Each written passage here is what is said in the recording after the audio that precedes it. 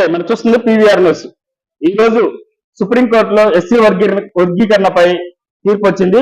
ఇది రాష్ట్ర ప్రభుత్వాలు ఎస్సీ వర్గీకరణ చేసుకోవచ్చని ఏ రాష్ట్రానికి ఆ రాష్ట్రానికి సంబంధించి అని తీర్పు వేయడం జరిగింది. దీనిపైన మార్చల్ నియోజకవర్గం అసెంబ్లీ కన్వీనర్ నాసరాజీ ఉన్నారు. ఆయన అడిగి మరికొన్ని విషయాలు తెలుసుకుందాం. సార్ నమస్తే. సార్ నమస్తే. ఈ రోజు మనకి సుప్రీంకోర్టులో తీర్పు వచ్చింది కదా ఎస్సీ వర్గీకరణపై రాష్ట్ర ప్రభుత్వాలపై, దానిపై మీరు బీజేపీ తరఫున మీరు ఎలా స్పందిస్తారు?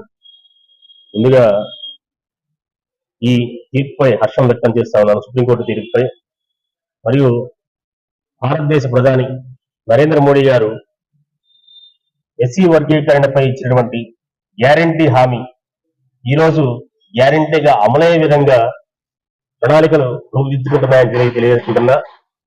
అంతేకాకుండా రాబోయే రోజుల్లో ఏ వర్గానికి ఇబ్బంది లేకుండా, ఆ ఎస్సీలు ఉన్నటువంటి ఉపకులాలన్నిటికీ కూడా ఏ వర్గానికి ఇబ్బంది లేకుండా ఈ యొక్క వర్గీకరణ జరిగిద్దని చెప్పేసి నేను భావిస్తా ఉన్నాను. ఇప్పుడు దీన్ని ఎలా తీసుకుంటారు సార్? ఏ రాష్ట్రానికి ఆ రాష్ట్రం కదా, ఇప్పుడు మన పక్కన తెలంగాణ రాష్ట్రం కానీ ఇట్లా ఆంధ్రప్రదేశ్ రాష్ట్రంలో కానీ ఇప్పుడు ఎప్పుడు మొదలు పెడతారు, ఎక్కడి నుంచి మొదలు పెడతారు అనేది ఒక ఈ కేంద్ర ప్రభుత్వం వీటికి మార్గదర్శకాలు ఇచ్చే అవకాశాలు ఉన్నాయి. అంతేకాకుండా ఒక్కొక్క రాష్ట్రంలో ఒక్కొక్క కులం కొన్ని వర్గాలుగా ఉంటుంది, కొన్ని క్లాసెస్ గా ఉంటుంది. కొంతమంది కొన్ని చోట్ల బీసీలు, కొన్ని చోట్ల ఓసీలుగా ఉంటుంటారు, అట్లే కొన్ని చోట్ల ఎస్సీలు బీసీలుగా ఉంటుంటారు. ఈ నేపథ్యంలో రాష్ట్రాలకు ఉన్నటువంటి వెసులుబాటును బట్టి వారు ఏ వర్గానికి చెందిన వారో ఆ వర్గాన్ని బట్టి వారికి ఈ యొక్క వర్గీకరణలో వచ్చే అవకాశాలు ఉన్నాయి. కాబట్టి వీటిని రాష్ట్ర ప్రభుత్వం చేసుకునే విధానాలను బట్టి ఉంటుంది. ఈ ఎస్సీ వర్గీకరణ వల్ల ఎలాంటి ప్రయోజనాలు ఉన్నాయి? దానిపై ఇప్పుడు దాకా అసమానతలు జరుగుతున్నాయని కొంతమందికి ఉన్న భావనలన్నీ తొలగిపోయి అందరికి కూడా సమన్యాయం, ఆ వర్గీకరణ ఉన్నటువంటి ఉపకులాలన్నిటికీ కూడా సమన్యాయం జరిగే అవకాశాలు ఉందని చెప్పేసి మనం భావించవచ్చు. ఇప్పటి వరకు ఏ ప్రభుత్వం చేపట్టలేదు కదా, ఇప్పటికి స్వతంత్రం వచ్చి చాలా సంవత్సరాలు గడిచిపోయింది. ఇది ప్రత్యేకంగా ఈ ఎన్డీఏ ప్రభుత్వం ఎందుకు తీసుకుంది? నరేంద్ర మోడీ గారు ఒక కలేజా ఉన్నటువంటి నాయకుడు, విశ్వనాయకుడు. ఆయన ఏ సమస్యనైనా కానీ సాల్వ్ చేయగలిగేటువంటి ఈ దార్శనికత ఆయన దగ్గర ఉంది. కాబట్టి ఈ రోజు ప్రపంచ దేశాలని ఆయన చుట్టూ ఆయన చూస్తా ఉన్నాయి. అంతేకాకుండా ఏదైతే ఆర్టికల్ 370 ఉందో ఆ విషయాన్ని జోలికి పోవడానికి కూడా గతంలో ఉన్నటువంటి రాజకీయ పార్టీలు బెదిరాయి. కానీ నరేంద్ర మోడీ గారు ఆ విధంగా భావన లేరు. అంటే రామమందిరం విషయంలో కూడా చాలా మంది చాలా రకాలుగా భయప్రాంతాలు గురి చేశారు. అయినా కానీ నరేంద్ర మోడీ గారు దాన్ని సునాయాసంగా పార్లమెంట్ లో ఆమోదం చేపించి సునాయాసంగా సమస్యకి పరిష్కారం చూపించగలిగారు. ఆ విధంగానే ఇది జాతీయ స్థాయిలో ఉన్నటువంటి సమస్య. గత 30 సంవత్సరాలుగా ఈ సమస్య ఉంది. ఈ సమస్య గురించి చాలా మంది పోరాటాలు జరిగారు.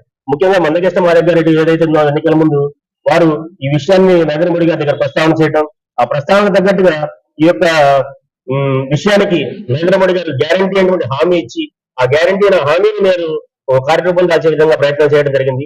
అంతే ఈ యొక్క ఎస్సీ వర్గీకరణ చంద్రబాబు పాత్ర కూడా మనం గమనించాలి. చంద్రబాబు గారు కూడా ఈ ఎస్సీ వర్గీకరణలో గతంలో ఒక ప్రయత్నం చేశారు. ఆ ప్రయత్నానికి ఇప్పుడు మంచి కార్యరూపం దాచే అవకాశం ఉంది. జాతీయ స్థాయిలో కూడా ఈ యొక్క ఎస్సీ వర్గీకరణ విషయంలో చంద్రబాబు నాయుడు కూడా కీలక పాత్ర పోషిస్తారని నేను భావిస్తా ఉన్నాను. సార్ ఇప్పుడు ఈ ఎస్సీ వర్గీకరణ వల్ల మాలలకి ఏమైనా ఇబ్బంది జరిగే అవకాశాలు ఏమైనా ఉన్నాయా? ఇప్పుడు వాళ్ళు మాకు ఇబ్బంది జరుగుద్ది అని ఒక చర్చ రేపుతున్నారు ఇప్పుడు మాలలు. దానిపై మీరు ఎలా చెప్తారు? దాన్ని భారత రాజ్యాంగం రచించినటువంటి అంబేద్కర్ గారు ప్రతి వెనుకబడ్డ కులాలని రిజర్వేషన్ ద్వారా వాళ్ళ యొక్క ఆర్థిక పరిస్థితులు కానీ వాళ్ళ యొక్క సామాజిక పరిస్థితులు కానీ మార్చాలనే దృక్పథంతో రాజ్యాంగం రచించడం జరిగింది. దాంట్లో భాగంగానే ఈ వర్గీకరణ ద్వారా కూడా మానవులకి ఎటువంటి అన్యాయం జరగదని చెప్పేసి నేను దృఢంగా భావిస్తా ఉన్నాను. ఓకే సార్, ఇప్పుడు చూసాక మనం ప్రతి అక్షరం ప్రజల పక్షంగా నిరంతరం పోరాడుతున్న పీవీఆర్ న్యూస్ తెలుగు 4వ వార్షికోత్సవం సందర్భంగా శుభాకాంక్షలు తెలియజేస్తున్న సల్మాన్ రాజ్, మాచర్ల సర్వేయర్. నిరంతరం ప్రజల సమస్యలపై గలమెత్తుతున్న పీవీఆర్ న్యూస్ తెలుగు ఛానల్ 4వ వార్షికోత్సవం శుభాకాంక్షలు తెలియజేస్తున్న బొడ్డు చిన్న నరసింహారావు, ముదిరాజ్, 23వ వార్డు, మాచర్ల. పల్నాడు ప్రజల సమస్యలపై నిరంతరం పోరాడుతూ ప్రజల మన్ననలు పొందుతున్న పీవీఆర్ న్యూస్ తెలుగు 4వ వార్షికోత్సవం శుభాకాంక్షలు తెలియజేస్తున్న మాచర్ల చక్రధర డిగ్రీ కళాశాల ప్రిన్సిపల్ కుర్రి సాయి మార్కొండారెడ్డి.